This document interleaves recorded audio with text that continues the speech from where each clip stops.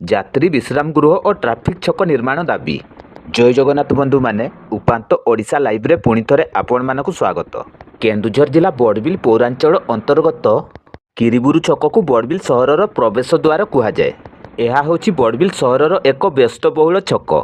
କିରିବୁରୁ ଛକରୁ କେନ୍ଦୁଝର, ଚମ୍ପୁଆ, ରାଉରକେଲା ଓ ବଲାଣି ଅଞ୍ଚଳକୁ ଯାତାୟାତ ନିମନ୍ତେ ଅନେକ ଯାତ୍ରୀ ଅପେକ୍ଷା କରିଥାନ୍ତି।